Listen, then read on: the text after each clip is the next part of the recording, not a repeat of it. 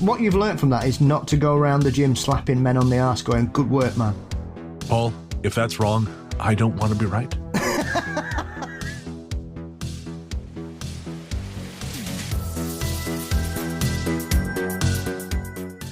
Hello and welcome to Talk Spooky to Me, the Ghost Story Guys mail show. I'm Brennan Storr. I'm Paul Bestall. And this is our opportunity to hear from you, our audience. Paul Bestall, my friend, it has finally rained. England is saved, or at least Sheffield is for a couple days. So things are looking up for you. Yeah. We've gone back to our normal summer now. It's 23 and a bit shit. 23 and a bit shit. The story of a summer in England. Man, that sounds wonderful right now. Yeah, even I'm enjoying the pleasant coolness of it. But then we've still got people firing fucking fireworks all over the place. You've got people letting Chinese lanterns off for gender reveals and all that shit. Why? Why are we doing this? Nobody needs fireworks anymore. We've got drones, right? They're a waste of time, waste of money, and they're bloody noisy, shitty things. So yes. That's, oh boy. Well, in the tradition of England burning to the ground, my brother-in-law, who is a social media consultant over on your side of the pond, he recently posted in the new edition of his newsletter that the Meta Ray-Bans that you and I were making fun of on a recent show have arrived on your shores and are about as welcome in most establishments as a fart in a spacesuit. Yes. I clipped the newsletter today, just a little bit of it. The headline was, Meta gifted me its 600-pound AI pervert smart glasses, pervert in quotations, obviously. This morning, a gift from Meta landed on my doormat, the latest Ray-Ban AI smart glasses, with my prescription transition lenses fitted for work, driving, and out in the sun. The plan, wear them every day for 2 weeks and decide if they're genuinely useful AI hardware or just the 600-pound pervert specs the media is branding them. Testing may be harder than expected. One day in, a shop assistant has already asked, are those recording? And told me to take them off. So that's the vibe check done. Less Iron Man, more, sir, please leave the premises. Good. Thought that was relevant to the show because, again, we shat upon them, and it seems like your fair land feels the same, and I admire the hell out of you guys for that. Yeah, Oakley have done it as well. The smart glasses. Yeah. Cool. I was never going to buy a pair of Oakleys anyways. My 2 favourite brands of sunglasses. Oh, no. I buy $20 ones off of Amazon, I got to be honest. I've had a pair of Ray-Bans. My current pair have lasted me 10 years. The best sunglasses you can ever buy. Well, you know what's not the best sunglasses you can ever buy? Was the ones I bought from Alibaba by the box. Because I thought I'd be a bright boy and get around the Luxottica monopoly by buying wholesale from China. What I did not think to check was whether or not they were UV coated. They were not. Don't do that to your eyes, folks. Don't do that to your eyes. There's a simple test if you want to check if your sunglasses are actually any good, is if you get them and turn them to one side on television, the image should go funny. If it doesn't, then they're not good enough for your eyes. They won't protect your eyes from sunlight. Whereas if it goes a bit funny, then they're right. Yeah, no, these were just coated glass and glass coated with a color, and that is it. And I have never made that mistake again. But boy, did I think I was clever. Did you get like funny designs like Bluey or the Powder Puff Girls, or were they just standard glasses? Just standard glasses. I'm so lame. I got a gal friend of mine. She wears pit vipers everywhere. She knows she looks like a douchebag. She does not care. And I respect the shit out of that. Before we dive into the mailbag, I was just going to say quickly, I went on a ghost tour recently. Ooh. Yeah, I went on the Ghosts of the Don Valley walking tour here in Toronto. It's called the Evergreen Brickworks. I think it used to be the Don Valley Brickworks. Oh, still in our areas of Yorkshire, are you? Which one? The Don Valley? Yeah. Oh, probably. What are you doing? Goodness, that's disgraceful. Anybody think the English landed there? Can't perish the thought. God, it's like the Americans. They're always copying our place names. It's hard to think of new names, man. You tried to actually think of a new thing. It's hard. This is Mud Barge. That doesn't sound good. No one wants to live in fucking Mud Barge. But anyways. Folks, if you're in Toronto, check out the Ghosts of the Don Valley. It's a really great ghost tour. I went with, I went by myself with just kind of with a big group. An entourage. Exactly. My entourage. Yes. me and then a bunch of random strangers. But Like most No, he was French brilliant. people. Exactly. Oh, good. I do, my friend. So what was it? What's the history of this location then? Well, essentially, it provided a lot of the bricks that built some of the really landmark buildings in downtown Toronto, like Massey Hall. Oh, right, and, yeah. You know, just over time, it fell into disrepair. But there are a number of spirits that are seen. There's a night watchman that is seen, you know, carrying a lantern. Of course, there's a woman who's often seen next to the pond, because there's a huge, huge pond out there. Really, it's kind of incredible because you would actually think you're in the middle of the woods. It's so quiet. You would not think that you were 20 minutes from Metro Toronto. It's remarkable. And the building itself, I mean, it's still in pretty good nick. It's been restored by this environmental concern, is I think how they called Evergreen, how they referred to Evergreen, which was hilarious to me because I'm reading a bunch of William Gibson right now.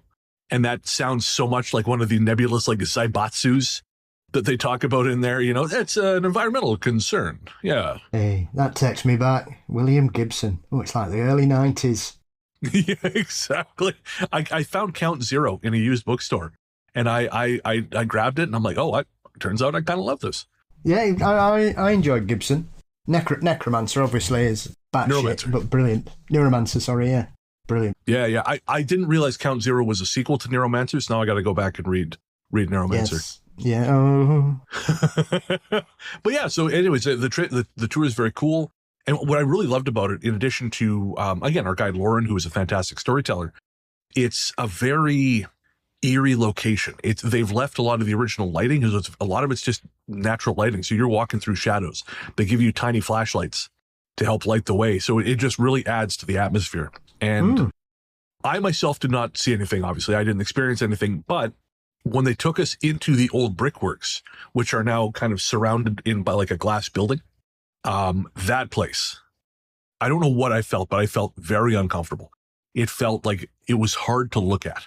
It was a very initially overwhelming sensation. I had to kind of relax because when I initially walked into the building, I just got this sense of like, oh boy, it's crowded in here. And I wanted to leave immediately. And I kind of thought, no, it's fine. Just keep going. Just, you know, calm down. And, you know, they had some stories. I guess you hear the feet of the young boys who would help in the kiln. Supposedly they had quite thick shoes in order so that they didn't melt from the heat of the kiln, because they would run back and forth on top of the kiln. And so supposedly you can hear the slapping of the feet and things like this. But I guess what would happen is sometimes these boys would have to go and put the cart kind of back onto the track inside the kiln, so these things would dry properly, and not everyone made it out. Yeah. And I got to say, man, I would have been a very, very bad Victorian era chimney sweep or whatever, because there's no way I'm getting in that fucking box. I'll start robbing people. It is one of those things that when you look back, because obviously me and my brother were the first generation of my family not to work down the pit. Oh, right. And they always said that they didn't want that for us. And it didn't really matter in the end because they'd shut them all by the time we left school. But yeah, that's fair. You know, that shows you just how entrenched that kind of work-life acceptance is in certain communities, and it goes back for ages. But you know, one of the worst mining disasters in Britain's history happened in Yorkshire, and most of the casualties were children because obviously they were trappers. Of course. Man, which is one of those jobs that you think, what? You just have a 6-year-old sat down a mine for 10 hours a day, opening and shutting a trap door. What's that running joke on the internet? The children, you know, we stop child labor, and now the children play Minecraft. They yearn for the mines. Like the knockers. Like the knockers. But we're not here to talk about knockers. Oh no, as much as I would like to. We are instead here to answer listener mail. Our courteous and efficient staff is on call 24 hours a day to serve all your supernatural elimination needs. We're ready to believe you. All right. So before we get started, I was going to say, speaking of mines, if anyone is looking for their dose of Lovecraftian creature feature, there is a French film called The Deep Dark that just dropped on Tubi, and in the US, at least on Prime, not here, but in the US. It is a horror film set in a French coal mine circa 1956. And it features these miners being sent down with an academic who believes there is something else down there. And of course, spoiler alert, there is. And it all goes very badly for most everyone concerned. But it's a solid little creature feature. Oh, very good. What's that called? The Deep Dark. So yes, check out The Deep Dark on Tubi or on Prime in the US at the very least. And of course, go do the Don Valley walking tour. None of this is paid advertisement. I just like shit. We just like shit. So we try to tell people where to go find the shit we like. The Don Valley walking tour is a lot of fun. They also do some investigation stuff, apparently, this company, in the university downtown. So I might actually see if I got some cash this month, extra cash, go do that, because I'm very curious to see what the university is like. I know our guide was saying that she was working at the university and she heard some snarling. So I really kind of want to go fuck around with some equipment in the dark. Yeah, we're going ghost hunting on the 29th of October. We're going to look for a black shuck. Oh, cool. So we've got one in Sheffield. So we're going there 2 days before Halloween to wander around and see if Julie can protect me from being eaten. As my human shield. That's right. I don't have to outrun the shuck, my love. I just have to outrun you. That's what I've always said. You just don't have to be the slowest. All right. You want to get us started? Yes, let's kick this off. First up is from Ben G. And we'd like to express that it's Ben G, not Benji. Ben, it's okay. It's Ben G, not Benji. Yeah, Ben G. G. No relation to Ali. Hi, Brennan and Paul. To introduce myself, I am the Ben mentioned by your roving reporter Paul D on a couple of occasions now. I was indeed with him during the Beast of Bridgewater incident and can vouch for his account. What he didn't mention was that the following morning, before the others were up, he woke me and told me what he'd seen and what he thought there was still evidence on the path and lawn. I wasn't best pleased and may have initially reacted rather badly to his sudden intrusion into my slumber. However, I've known Paul since he was 8, and he's not one to make an unnecessary fuss, and it was obvious to me that something was up.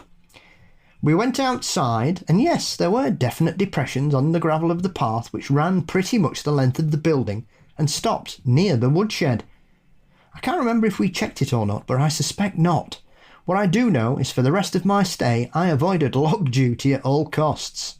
I mean, you might end up doing a different type of log duty if you came face to face with a large black cat, I would imagine.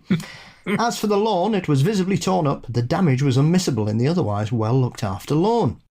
Seeing that and Paul D's eyewitness account convinced me that back then, the early 2000s, there was a very good chance of at least one escaped or deliberately released big cat roaming around that part of Somerset. So much so that I wondered if it would be worth reporting it, but as I had no idea who to phone, and knowing the local constabulary would probably ignore us at best, or more probably arrest us for wasting police time, I decided not to. Could you imagine this at the local Nick? Here's Sarge, there's a couple of long-haired London types, saying there's an escaped Black Panther ripping up a lawn and disappeared into the night. Right. Although I make light of it now, it did freak us out at the time and for some time after. There are many theories regarding the subjects of big cats in the UK, but so far I think Paul's take on it is bang on. Exactly what you said, mate. Moving right along, regarding Paul D's recent email to you regarding his death dreams, once again I can vouch for his account. He called me out of the blue, and after the usual hellos, he said, "Is your mate Keith okay?" As Keith was okay when I left the office that day, and I said, "Yeah, fine, why?" Paul then told me about his dream that Keith had passed, and I laughed it off at the time. Keith was a friend and work colleague, so I saw him pretty much every day, so needless to say I didn't mention Paul's dream to Keith. But almost a week later to the day, I got a message from another colleague at work asking if I knew that Keith had died suddenly the night before. It's cliché, I know, but the blood drained from my face and I had to sit down, not just because of the sad news about poor Keith's demise, but I instantly remembered Paul's dream. I've known about Paul's previous death dreams, which I've tried to laugh off, but this one has really got me thinking. Brennan, I know you reckon this is a thing, but I really hope it isn't. Regardless, Paul D, on my insistence, has agreed not to tell me if I turn up in one of his dreams. Can you imagine? The stress alone would be enough to see me off. Anyway, guys, please keep up the good work, and thank you for being there. I've been listening to you for over 4 years now, and it's like being in the company of a couple of good old like-minded mates.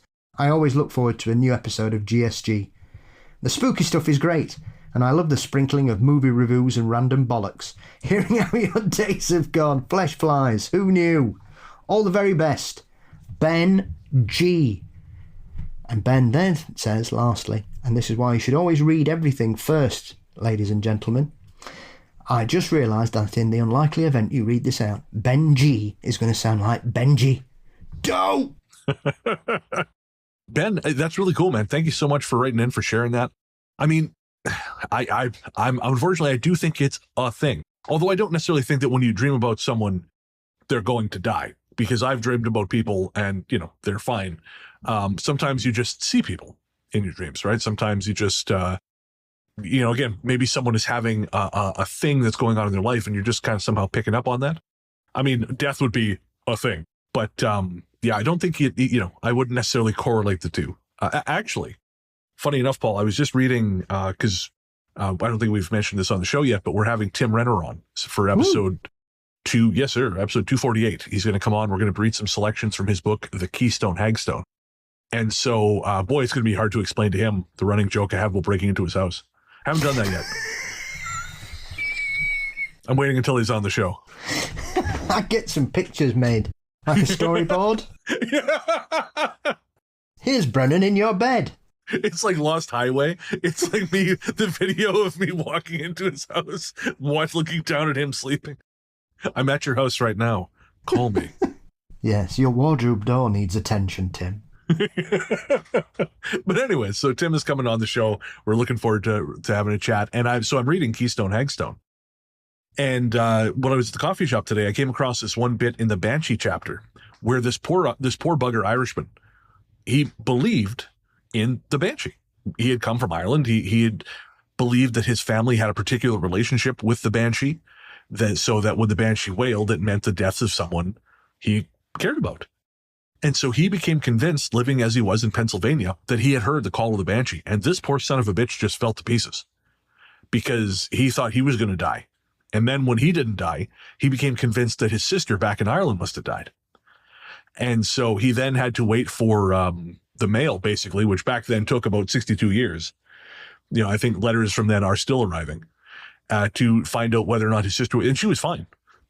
But this poor son of a bitch was just racked with terror because he was certain that this omen meant death. And in the end, whatever it meant, maybe he just heard someone suffering through the consequences of taco night. I don't know, but it wasn't, it wasn't the wailing of death. So sometimes you can get these things. We tend to think of the worst possible outcome, but sometimes that's not the case at all. Well, there is a very famous case, I'm trying to remember his name, of a man who was absolutely convinced his mother had cursed him. And he told everybody that he'd be dead in a week, and he was. And they're not really sure if he basically convinced himself he was going to die. It was on an episode of Unsolved Mysteries. It's quite a well-known case. It was well documented, and I can't remember his name, but he had a very strange relationship with his mother. And he basically... I've known guys like that. She was very controlling, and he tried to break from her, and she was like, "Oh, if you ever leave me, it'll be the worst thing you ever do. You'll never make it. You won't last a week." And then holy shit. So boy moms, am I right? So yeah, I can't remember his name off the top of my head, but that is a real case. So I think people can wind themselves up or get themselves into a stupor because they're so entrenched in folklore or a belief system. And you see it sometimes that people become obsessed with... It's like not treading on the cracks in the pavement. If you are of a certain member of the spectrum, that kind of thing is literally life or death for some people. Sure. Yeah. No. I mean, your perception is all you have, right? So if you think something is legitimate, it will make you crazy. I listened to an episode of the show Citation Needed a while back. They were talking about the penis-stealing witches. Obviously, yes, from Zimbabwe. Yeah, that's it. Yeah. And there's all these guys and women, because women think their nipples are disappearing, who think that, there's some kind of magic spell that is stealing their dong. And when the whole thing is gone, they will die. There's a very easy way to prove this, isn't there? There is. One would think, but it's a little bit like, I mean, I don't want to make light of a very serious condition, but it's a little bit like eating disorders. Yes. You know, you because you can look in the mirror and you can see one thing, and then someone else, and you're like, oh my God, I'm disgusting. And someone else looks at you and that's not what they're seeing. I mean, I've been through a version of this myself. I've had disordered eating for a large part of my life. I have zero idea what I look like. Like I do not have a very accurate view of myself, because in my head, I have this idea of how I look. And when I describe it to people in my life, they'll say, dude, that's not what you look like. Yeah. No, I'm same. Yeah. Oh, there you go. Yeah. So like maybe you look down and you're like, oh, it's a little smaller today, you know, which, I mean, it's a little, you know, you're like, what's this dude? The dude in Porky's who wakes up every morning and measures his boner. You know, maybe if you're doing that, the numbers look like they're getting smaller. It's not a situation I can understand this. Not a Porky's fan then? No, I just don't understand. No, it's not something that's ever concerned me. Really. No, this is not a running concern of mine either. But I'm just wondering, like, maybe, you know, it's possible you think, you look down, you're like, it's smaller today. You know, that's what I tell everyone. It's just today. It's just today. It's cold. Nah. You're not going to yes and me on this one, are you? All right. Well, since Paul won't play improv games with me about his penis, we're going to go to the Spotify Roundup. Spotify Roundup. So first up in the Spotify Roundup, we got a few comments from Dana across multiple episodes. We'll start with, literally spat tea across the table at eating crisps out of the water like a seal. You're in my earbuds, which made it that much funnier to me. I spat, laughed, saw the bewildered faces, laughed until I cried. Best part of my day. Thanks, guys. Also, and she has some suggestions for horror movies. She suggests, because we talked about Crackoon and Cocaine Bear, PC Porpoise. She suggests Heroin Hamster, Bath Salts Badger, both of which I would watch. I've seen worse this year. There you go. Dominic suggests MDMAlien, which I really love. The alien is just constantly like touching fabric and going, and just sweating everywhere. I'm coming up again. Oh, can you feel the bass? Oh. Apparently that's what happens. I believe it. I've no seen a interest documentary in trying. about that. Yeah, my friend told me about it. Yeah, you didn't know him. Because he's in prison. For drug dealing. And since Dana made us laugh, we're going to forgive her stance on the jam Scone issue, which she suggested put jam on top on one half and cream on the other, which is unhinged behavior. Like, That's Dana, sick. It is ghoulish. Dana, I just went to go see the 4K restoration of the Manhunter director's cut, and Hannibal Lecter from the screen looked at me and said, Bren, did you see what Dana said? That's fucked up. Even Ted Bundy won't do that. Exactly. There are some very hard lines in this world. And finally, she said, Lucille Ball, she claimed her filling picked up radio signals. But her story that she was picking up music for a bit while driving, then a Japanese spy frequency. Scientifically, it is possible, but Mythbusters could never recreate it. Yeah, it's strange. It is strange, yeah. I found an article from Bradford Family Dentistry that had two other examples. In 1961, a 12-year-old Chicago boy had a missing front tooth replaced with a cap held in place via a brass wire. Soon after, he began hearing music, quote, in his head while outside. He never heard an announcer or other cues to identify the radio station.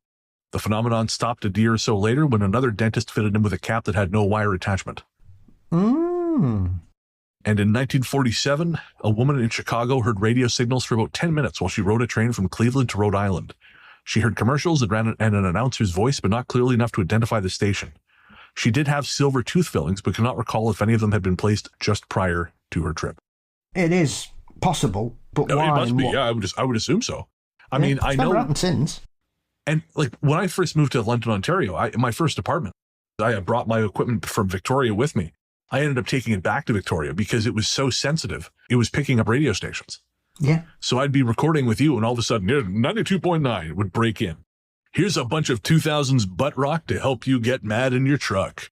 Corey's back. And the drywall is still afraid of his thundering fists.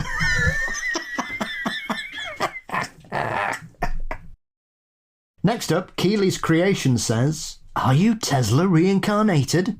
I laughed so hard over the pigeon story. I couldn't even get past the opening credits of The Mummy. It was so bad."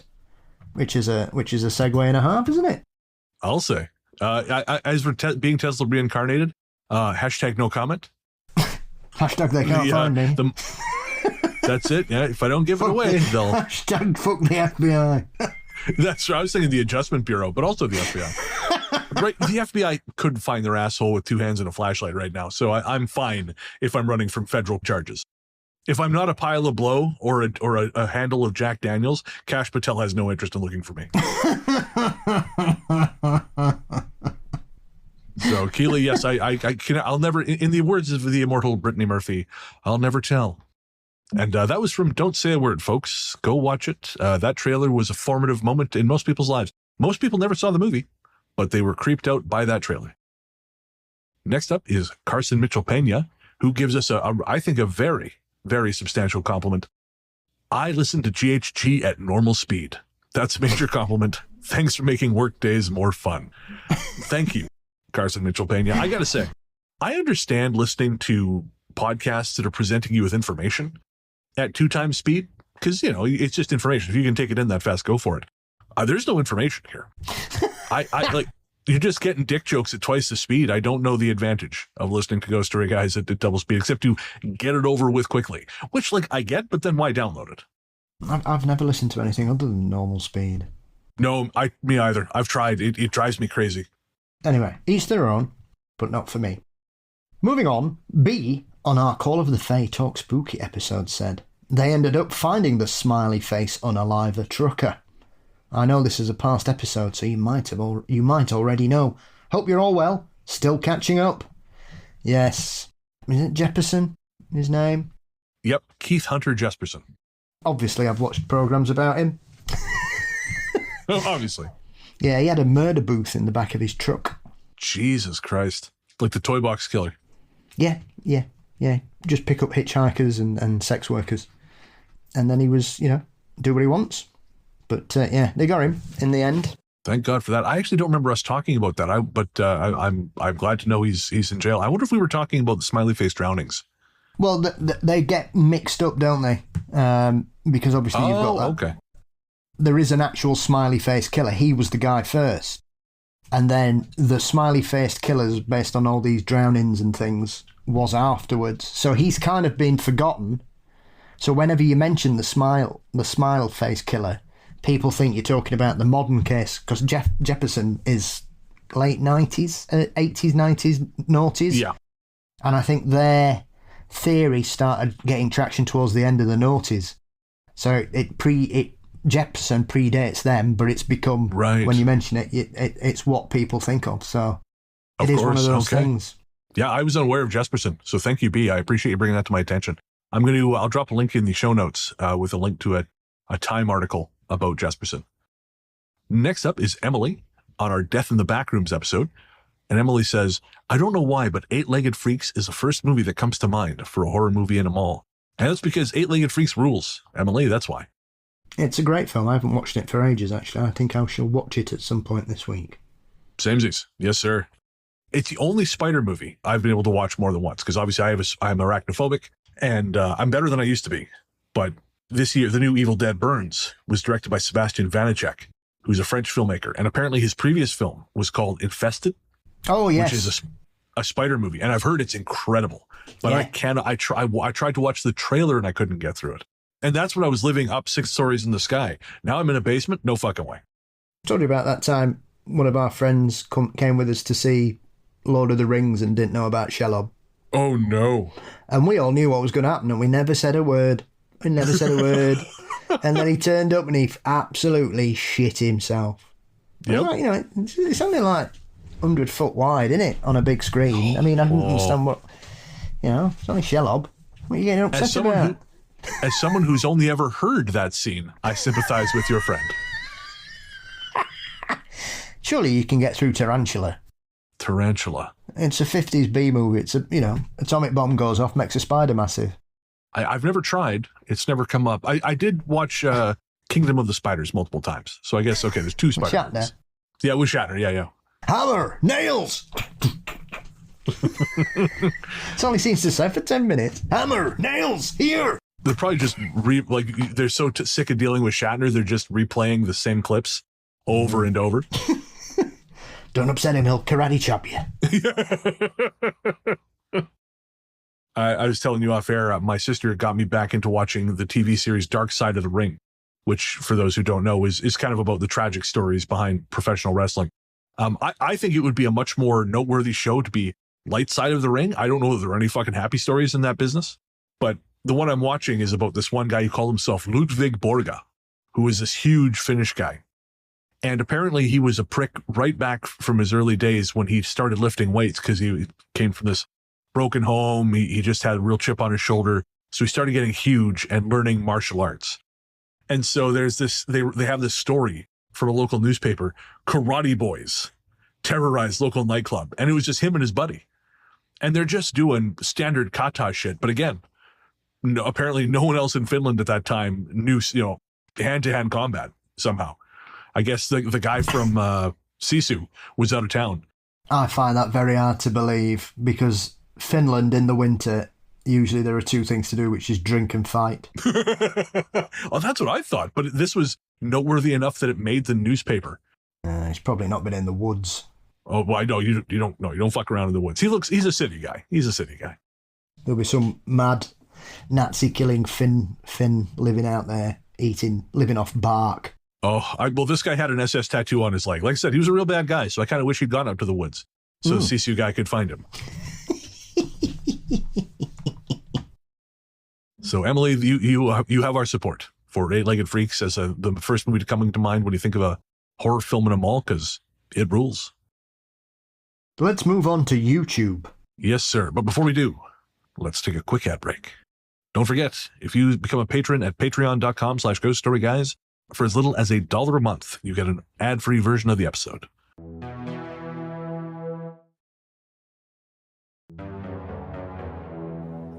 All right, welcome back. Take it away, my friend.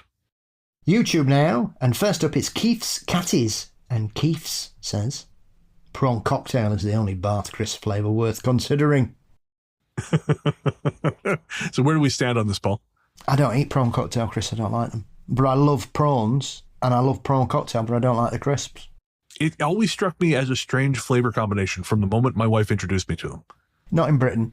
Oh, I know it's common for over there. It's just strange for me. We've got all kinds of weird flavours here. Cheese and onion, spring onion. We had a special range done for the World Cup, so you could have chorizo flavour, sausage and mash. Oh, no. They always do turkey flavour at Christmas, which essentially tastes like spicy chicken. Pig in blankets flavour. Hedgehog flavour Really? crisps were quite popular in the 80s. Obviously, they weren't made of hedgehogs. Hedgehog. What? Why? What does it taste like then? Tasted like beef crisps. Wow, this is like Japanese Kit Kat levels of obscure. Oh, I would probably suggest there are probably, I would think, around 30 main flavours of crisps in the UK. Incredible. I do, and I could live on crisps. I can think of like 5. Salt and vinegar, Yeah. ketchup, dill pickle, sour cream and onion, barbecue. Okay, they're a bit odd.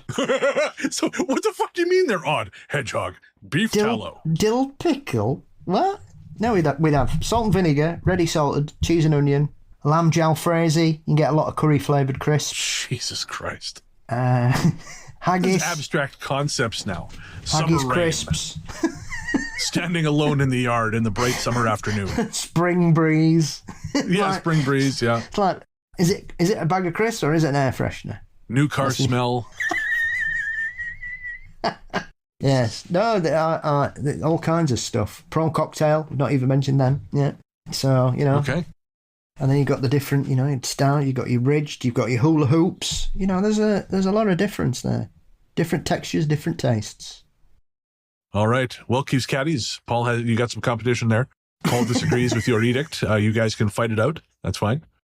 I don't know, though. Is it perhaps a pun on the fact that prawns live in water? And surely that's the only reason you should be eating them in the bath. Or maybe I'm just seeing too much into it. There are whole layers going on here, man. I'm just seeing code. You're seeing the Matrix.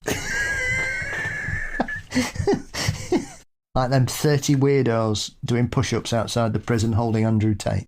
Oh, I know. They tried to sell it as thousands have come, and it's just a bunch of, it's, as you say, it's 30 dorks.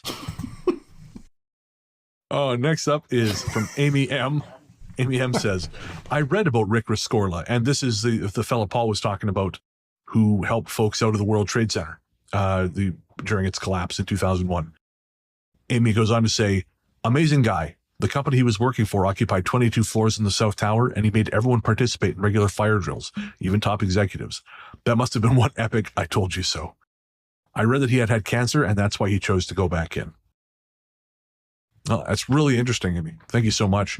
And I got to say, man, it drives me crazy when people won't respect things like fire drills. We do this shit for a reason. You know, I can't tell you the number of times I've been in situations where the fire alarm has gone off, and I would say the vast majority of people have done fuck all because they just assume it's a drill.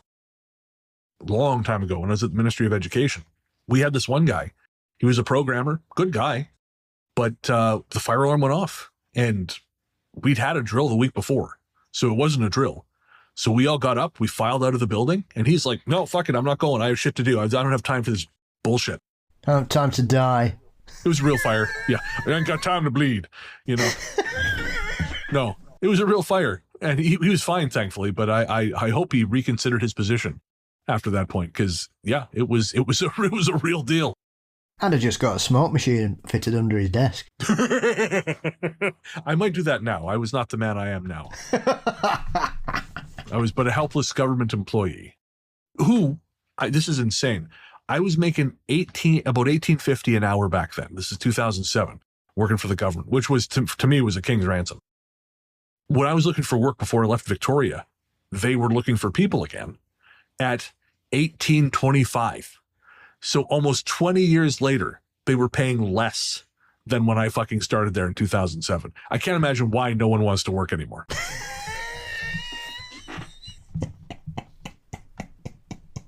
So thank you, Amy.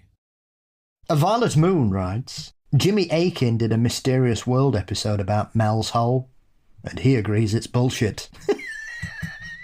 I actually don't know who Jimmy Akin is, but he sounds like he's got his head on right.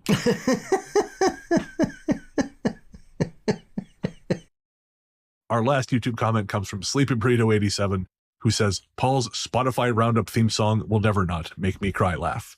And I am happy that people are enjoying that. I whipped that up on not the last Talk Spooky, I think the one before that. It's a thing of beauty. Thank you. Yeah, that is me into a vocoder doing my best German techno voice. And then, of course, Paul coming in with the doots and the doos. And yeah, anyways, I'm happy you like it. I hadn't made one of those in ages. I had the fucking chicken talk one and all that shit. I think I just got terrified of having to make another one in case it came out like chicken talk. But no, thankfully this one's okay. And while I reflect on that dark period of my life, we're going to take a second ad break.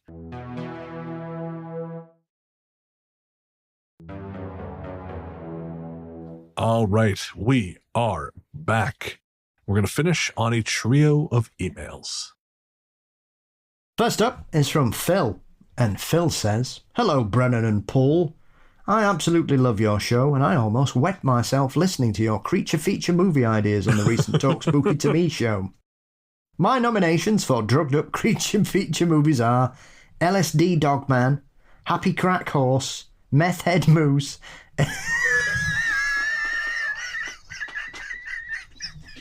Ecstasy Hedgehog. Which, for people of my generation, would probably be coming back home from the club and then playing Sonic till 7 a.m. Allegedly.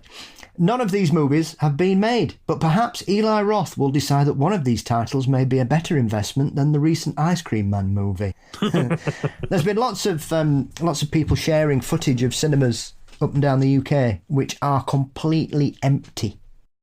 Oh yeah.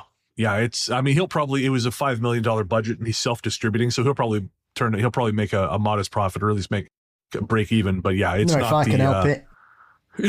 Oh yeah, he's not getting my fucking money. But Yeah, I think it was because he launched his new studio with this, and I think he was expecting this to be like the new kind of Blumhouse or whatever. The problem he's got there is it's him. Oh yeah, he's toxic, so it doesn't really matter what he does, really. These guys getting Twitter was the worst thing that ever happened to films. Quentin Tarantino, I like his movies. I really like his movies. That guy should not have a fucking podcast. And he basically just, whatever mystique was left, he just took a big old Mandy-style chainsaw, cut it into quarters, and then just sent it down the river covered in shit. Like, these guys, and of course, Roth's thing was about Greta Thunberg. No one needs to know. Like, I try not to keep my fucking opinions off social media. Like, because no one cares. And no one cares about theirs either. Just shut up. Shut up and make your movies so we don't know you're scumbags. I mean, I guess maybe it's better if you out yourself. But, yeah. Anyways. He's not getting my fucking money. Yeah, fuck him. And the horse he came in on. There's only one ice cream man in this heart, and that's Clint Howard. Certainly is. Gentle Ben. Brennan. Oh, Gentle Brennan. Brennan, That's if right, you baby. ever feel the desire to flee the city life, I can help out. I live near a wildlife conservation area in Whitby, Ontario. See, another English name. Ontario, which has a variety... Who's that? Who's stolen that? That's not fair. Does Dracula live there? No, he doesn't. Which has a variety of animals such as deer, water rats, chipmunks and turkeys. The food is a little raw, but if you can wait a few hours, we have some great cooked meat downtown. Keep it spooky, Phil. Well, thank you, Phil. I'm still quite enjoying civilization. I like being able to get a shawarma at midnight, but should that ever change, I will let you know. Mind you, I had a moment, Paul, where I was kind of like, I don't know if I love this in the city. And that was at my gym last week, just after we recorded, I think it was. I went there on Friday morning, and this dude who I'm pretty sure is a kickboxer, because he's got those legs that are very long and look skinny, but they also look like they're made of iron. Mm-hmm. And he somehow decided that I was in his way. And I have never felt so keenly that someone wanted to hit me. It was, I could see it in his eyes. And I thought, man, I'm a heavy guy. Like, I'm almost 300 pounds, but I'm just not a fighter. If someone jumps me, I can make them work for it. But someone who's a professional fighter, someone who trained, I was like, I'd seen him train earlier. He would beat the absolute living shit out of me. And it was a very humbling feeling to realize I kind of have to roll with the punches here, so to speak. And, again, not that I'm like a dick to anyone just out of pocket. I'm just not. That's not who I am. But I had to be especially careful because I thought if this guy, he's got literal, you can see, you know what I'm talking about, right? You can see the violence in their eyes. Yeah. I hadn't seen that in someone for a long time. And I'll be honest, it bothered me for the rest of the day because there's this feeling of like powerlessness where you're just like, man, there's no version of this where in my head I can be like, yeah, but then I dodge and go, hoo-cha, hoo-ah. No, I would just, a rain of blows would land upon my face. Like that's it. Yeah, nobody can argue with a dumbbell, mate. Again, it depends on how fast he gets on me, man. That's drop it on his toe, and I'll be too busy hopping. Kick him in bollocks and run off.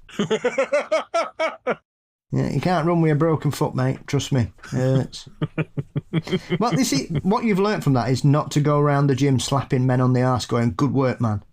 Paul, if that's wrong, I don't want to be right.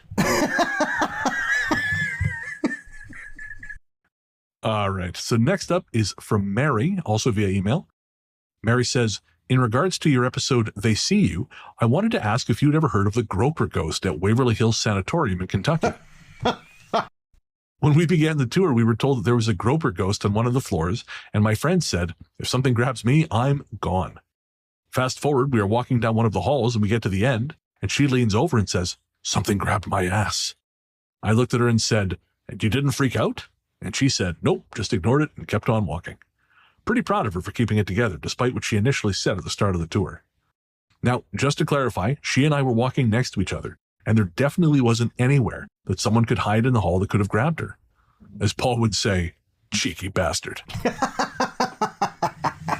I've said it before, but thanks for always giving me a good laugh while I'm driving to and from work every day. I look forward to you and Paul cracking each other up with each new episode. Mary. Sounds like the creeper's got a new string to his bow. So is there is a creeper at Waverly Hills? Yeah, the most famous entity there is known as the Creeper. He's the black shadow that people see and has been caught on camera. Oh, no shit. Okay. But he's not previously known for feeling folks up. Well, I wouldn't know. I mean, it wouldn't surprise me if he is. The cheeky bastard. All right. Well, there we go. Waverly Hills. Goosing ghosts. All right. Well, thank you, Mary. There you go. So maybe the creeper has upped his game, so to speak. And our final message is from Emma, who says, "Good morning. I hope you're both well. And just a message to say thank you for all the episodes. Your voices used to keep me company on the evenings my partner worked away. Now I enjoy listening to them on walks with my baby girl Robin and our dogs. I'm not sure if my story is the vibe you're going for, but I'd like to share it with you. It's a mix of a dream, an outer body of experience, and a chillingly perfect validation. In March 2012, I lost my granddad to a short illness. Later that year in September, I had what I thought was just a dream. It was the middle of the night, and I woke up in my bedroom to the sound of voices. Just 3 voices, talking and laughing. Because of the hour, I was deeply confused. Why on earth was there a meeting happening in my hallway at 3 a.m? I opened my bedroom door to look and noticed a light shining from under the spare bedroom door. Slowly, I pushed it open. Sitting on the edge of the bed were my parents. They turned to look at me, smiled, and then they looked to their right. Sitting right there in the rattan chair was my granddad. Even now, I can see him so clearly. He was wearing his Adidas shorts, a vest, his slippers, and he had the biggest smile on his face. Honestly, it was quite a look. He looked right at me and said, "Come on in, Diddle." Diddle is a nickname only my family has used for me since I was a child. As soon as he said it, my parents left the room. Then, clear as day, I watched myself walk forward from the doorway, sit down, and start chatting with him.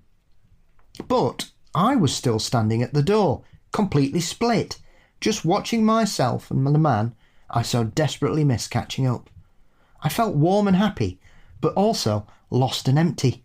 Then the door closed in my face and I woke up. A few months later, I went to a group psychic medium event.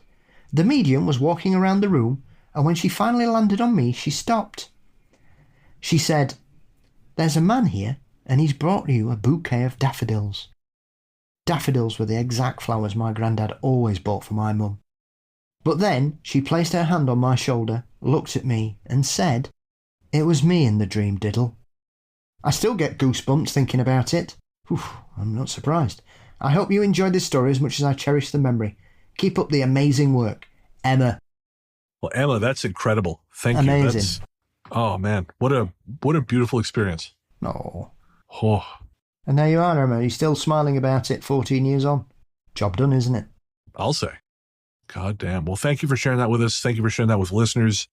I hopefully, it helped give folks some hope. I know, again, as well, we keep saying this, but it's a fucking evergreen statement these days. It's hard times. It's scary times. And it's nice to think that there is some good waiting for us at the end of all that. And it's nice to know that your granddad had such a stylish pair of shorts on. As soon as I saw Adidas, I thought, well, Paul's on board. Woo! It's like whenever I see someone wearing Hoka shoes, I'm like, Hoka bros.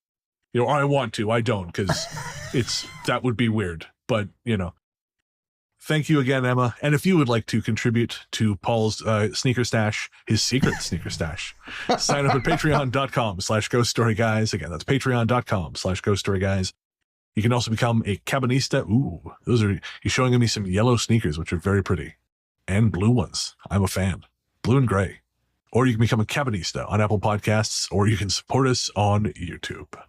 And if you want to get in touch, I love it. Jesus. They're the ones I'm wearing this week. So I've just got the 4 You just keep showing me sneakers. Just the 4 I've got to hand. Oh, man, I love it. And if you want to get in touch, if you want to share a paranormal story that has happened to you or someone you love, you can send it to us via email at ghoststoryguys@gmail.com. You can fill out the form on our website at ghoststoryguys.com. You can find us on Instagram as The Ghost Story Guys. We're on Facebook as The Ghost Story Guys Cabin. We also have a page, which is just The Ghost Story Guys. We're on Reddit as r/Ghost Story Guys podcast.